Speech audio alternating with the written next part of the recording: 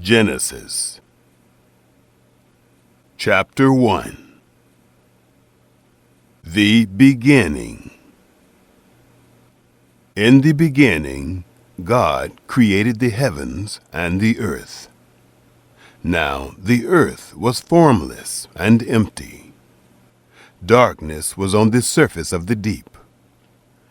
God's Spirit was hovering over the surface of the waters. The first day, light. God said, "Let there be light." and there was light. God saw the light and saw that it was good. God divided the light from the darkness. God called the light day, and the darkness he called night.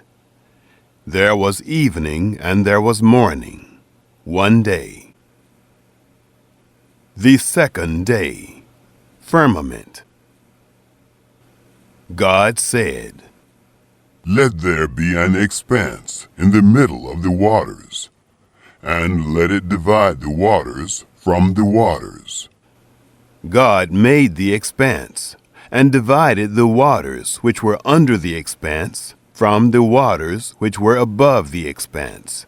And it was so. God called the expanse sky.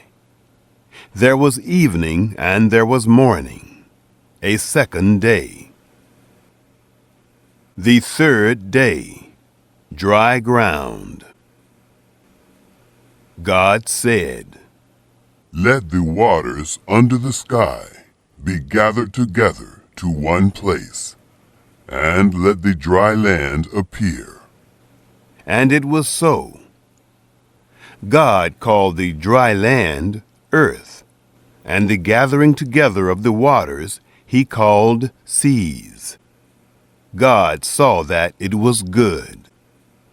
God said, "Let the earth put forth grass, herbs yielding seed, and fruit trees bearing fruit after their kind, with its seed in it, on the earth." and it was so. The earth brought forth grass, herbs yielding seed after their kind, and trees bearing fruit, with its seed in it, after their kind. And God saw that it was good. There was evening, and there was morning, a third day. The fourth day, sun, moon, stars. God said, "Let there be lights in the expanse of sky, to divide the day from the night, and let them be for signs, and for seasons, and for days, and years, and let them be for lights in the expanse of sky, to give light on the earth." and it was so. God made the two great lights, the greater light to rule the day, and the lesser light to rule the night. He also made the stars. God set them in the expanse of sky to give light to the earth, and to rule over the day and over the night, and to divide the light from the darkness. God saw that it was good. There was evening and there was morning, a fourth day. The fifth day, fish and birds. God said, "Let the waters swarm with swarms of living creatures, and let birds fly above the earth in the open expanse of sky." God created the large sea creatures, and every living creature that moves, with which the waters swarmed, after their kind, and every winged bird after its kind. God saw that it was good. God blessed them, saying, "Be fruitful and multiply, and fill the waters in the seas, and let birds multiply on the earth. There was evening, and there was morning, a fifth day. The sixth day, creatures on land. God said, Let the earth bring forth living creatures after their kind, livestock, creeping things, and animals of the earth after their kind. And it was so. God made the animals of the earth after their kind, and the livestock after their kind, and everything that creeps on the ground after its kind. God saw that it was good. God said, Let us make man in our image, after our likeness, and let them have dominion over the fish of the sea, and over the birds of the sky, and over the livestock, and over all the earth, and over every creeping thing that creeps on the earth. God created man in his own image. In God's image, he created him. Male and female, he created them. God blessed them. God said to them, Be fruitful, multiply, fill the earth and subdue it.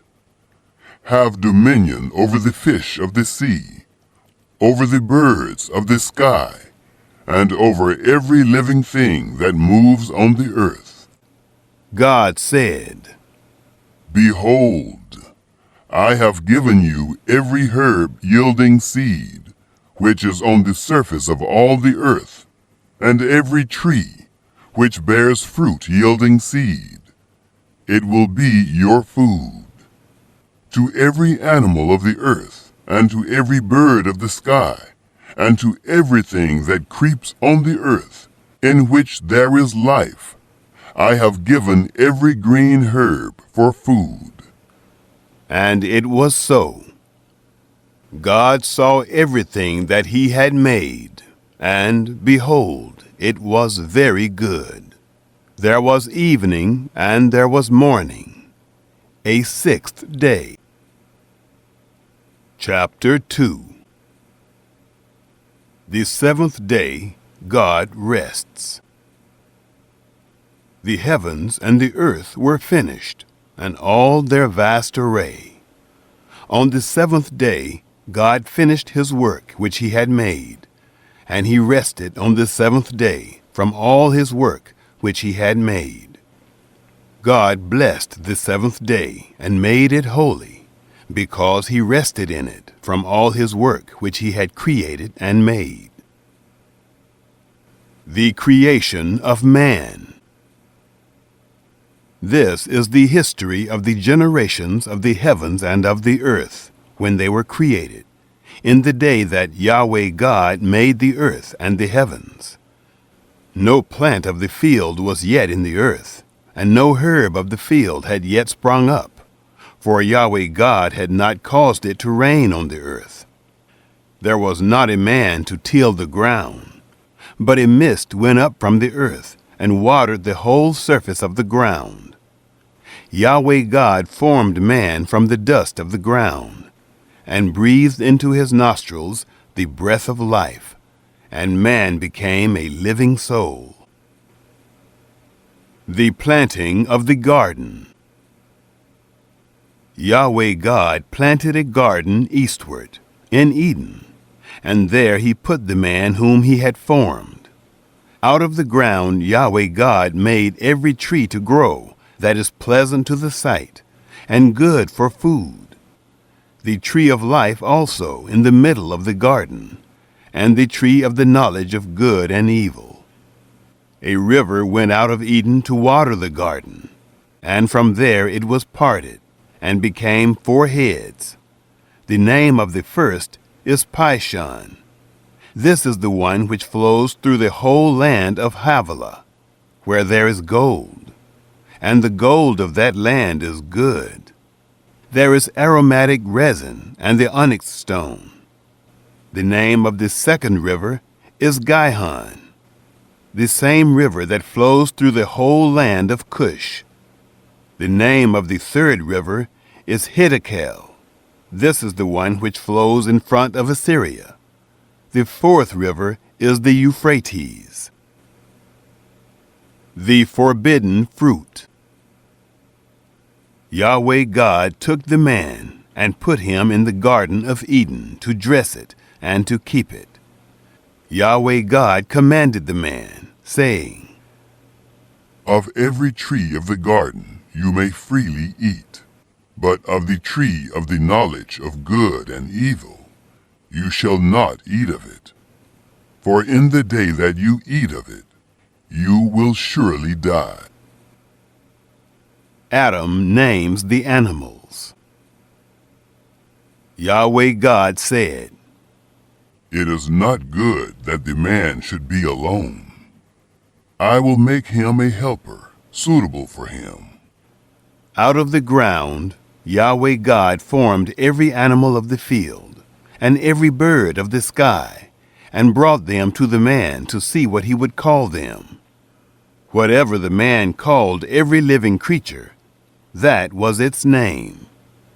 The man gave names to all livestock, and to the birds of the sky, and to every animal of the field. But for man there was not found a helper suitable for him. The creation of woman. Yahweh God caused a deep sleep to fall on the man, and he slept. And he took one of his ribs, and closed up the flesh in its place. He made the rib, which Yahweh God had taken from the man, into a woman, and brought her to the man. The man said, This is now bone of my bones, and flesh of my flesh.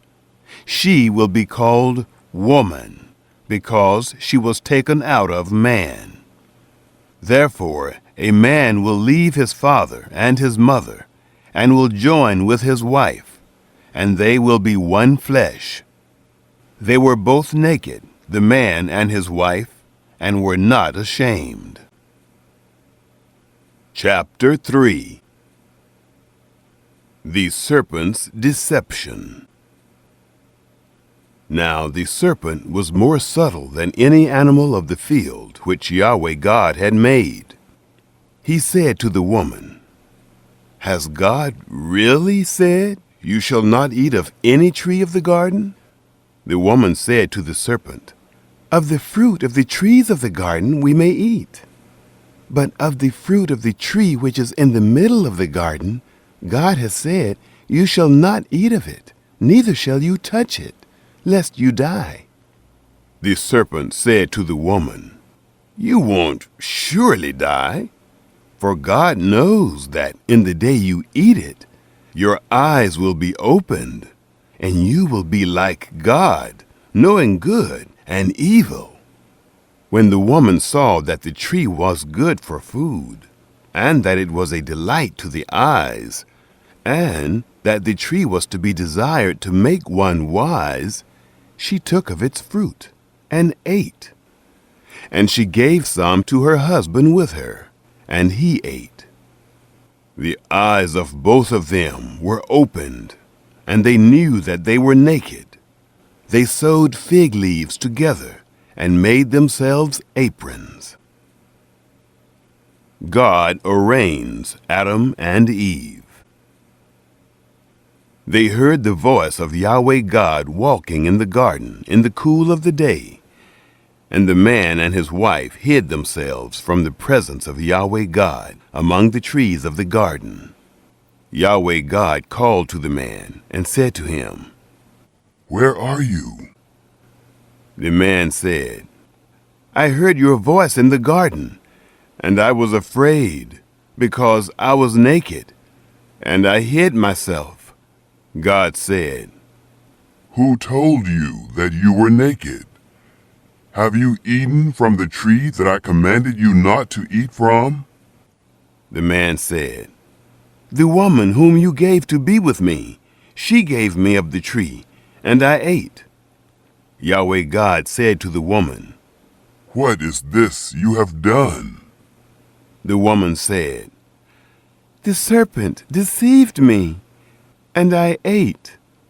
Yahweh God said to the serpent, Because you have done this, you are cursed above all livestock, and above every animal of the field.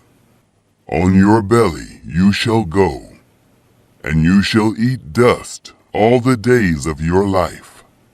I will put enmity between you and the woman, and between your offspring and her offspring.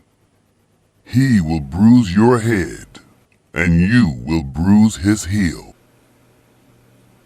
The punishment of mankind. To the woman he said, I will greatly multiply your pain in childbirth. In pain you will bring forth children. Your desire will be for your husband, and he will rule over you. To Adam he said, Because you have listened to your wife's voice, and have eaten of the tree, of which I commanded you, saying, You shall not eat of it. Cursed is the ground for your sake. In toil you will eat of it all the days of your life. Thorns also and thistles will it bring forth to you. And you will eat the herb of the field. By the sweat of your face will you eat bread until you return to the ground. For out of it you were taken. For you are dust, and to dust you shall return. The man called his wife Eve, because she was the mother of all living. The expulsion from paradise. Yahweh God made coats of skins for Adam and for his wife, and clothed them. Yahweh God said, Behold, the man has become like one of us, knowing good and evil. Now, lest he put forth his hand and also take of the tree of life, and eat, and live forever. Therefore Yahweh God sent him forth from the Garden of Eden, to till the ground from which he was taken. So he drove out the man, and he placed cherubs at the east of the Garden of Eden, and the flame of his sword, which turned every way, to guard the way to the tree of life.